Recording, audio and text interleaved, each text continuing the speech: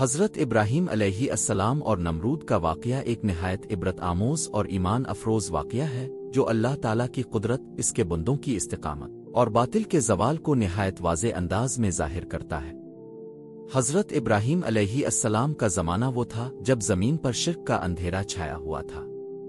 لوگ سورج، چاند، ستاروں اور بتوں کی عبادت کرتے تھے۔ حضرت ابراہیم علیہ السلام کا والد آزر بھی بت تراشتا اور ان کی پوجا کرتا تھا۔ وہ خود بھی توحید سے ناواقف تھا۔ حضرت ابراہیم علیہ السلام بچپن ہی سے غور و فکر کرنے والے، فطرت سلیم رکھنے والے اور حقیقت کی تلاش میں رہنے والے انسان تھے۔ انہوں نے بچپن سے ہی اپنے آس پاس کے ماحول کا جائزہ لینا شروع کر دیا۔ انہوں نے دیکھا کہ لوگ ہاتھ سے بنائے ہوئے پتھروں کے بتوں کو پوجتے ہیں، ان سے دعائیں مانگتے ہیں، ان کے آگے سر جھکاتے ہیں، حالانکہ وہ نہ بول سکتے ہیں، نہ سن سکتے ہیں، نہ کسی کو نقصان پہنچا سکتے ہیں، نہ کسی کو نفع۔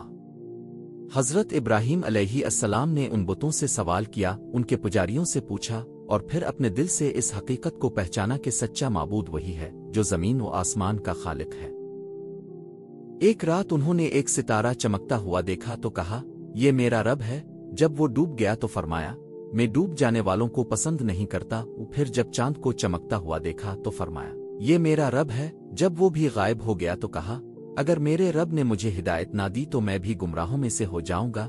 پھر جب سورج کو چمکتا ہوا بڑی روشنی کے ساتھ دیکھا تو کہا، یہ میرا رب ہے، یہ سب سے بڑا ہے۔ لیکن جب سورج بھی غروب ہو گیا تو کہا، اے میری قوم، میں ان سب سے بری ہوں جنہیں تم اللہ کا شریک بناتے ہو۔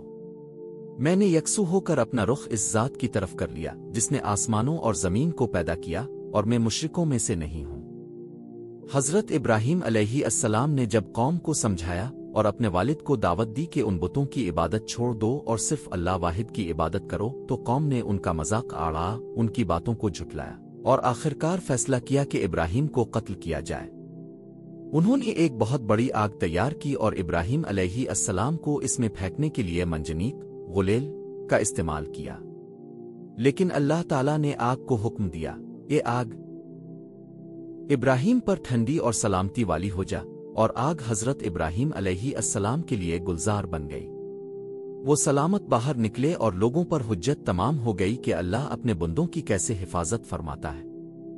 اس کے بعد حضرت ابراہیم علیہ السلام کا مناظرہ اس وقت کے بادشاہ نمرود سے ہوا۔ نمرود ایک جابر بادشاہ تھا جو خود کو رب کہتا تھا۔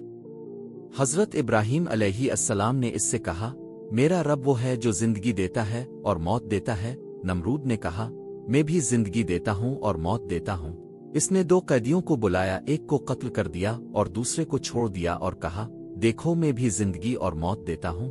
حضرت ابراہیم علیہ السلام نے اس بے وقوفی پر ایک اور دلیل دی جو ناقابل تردید تھی۔ فرمایا، میرا رب سورج کو مشرق سے نکالتا ہے، تاو اسے مغرب سے نکال لا۔ یہ سن کر نمرود لاجواب ہو گیا، اس کے پاس کوئی جواب نہ رہا اور وہ ذلت کے ساتھ خاموش ہو گیا۔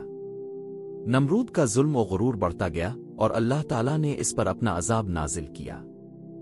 تفسیر کی بعض روایات کے مطابق اللہ تعالیٰ نے نمرود کی ہلاکت کے لیے ایک نہایت معمولی مخلوق، ایک مچھر بھیجا جو اس کی ناک میں داخل ہو کر دماغ تک پہنچ گیا۔ نمرود سخت اذیت میں مبتلا ہو گیا، وہ اپنا سر پیٹتا رہتا تھا یہاں تک کہ وہ اسی عذاب میں مر گیا۔ ایک طاقتور بادشاہ جو اپنے آپ کو رب کہتا تھا، اللہ کے ایک چھوٹے سے مخلوق کے ذریعے عبرتناک انجام کو پہنچا۔ یہ واقعہ ہمیں یہ سکھاتا ہے کہ ایمان اور توحید پر ثابت قدمی اللہ کے قرب کا ذریعہ ہے۔ حضرت ابراہیم علیہ السلام نے عقل، حکمت اور دلیل سے بات کی، اور جب ہر طرف سے دشمنی ہوئی تو اللہ تعالیٰ نے خود ان کی حفاظت فرمائی۔ دوسری طرف نمرود جیسے جابر بادشاہ کو، جس کے پاس دنیاوی طاقت تھی، اللہ نے ایک معمولی مخلوق سے ہلاک کر دیا۔ یہ اس بات کا ثبوت ہے کہ باطل چاہے کتنا ہی طاقتور ہو، انجام کار زوال اسی کا مقدر ہے اور حق ہی بالا رہتا ہے۔ یہ واقعہ آج بھی ہمیں یہ پیغام دیتا ہے کہ اگر ہم توحید پر قائم رہیں، ایمان میں مضبوط ہوں اور باطل کے سامنے جھکنے کے بجائے دلیل اور صبر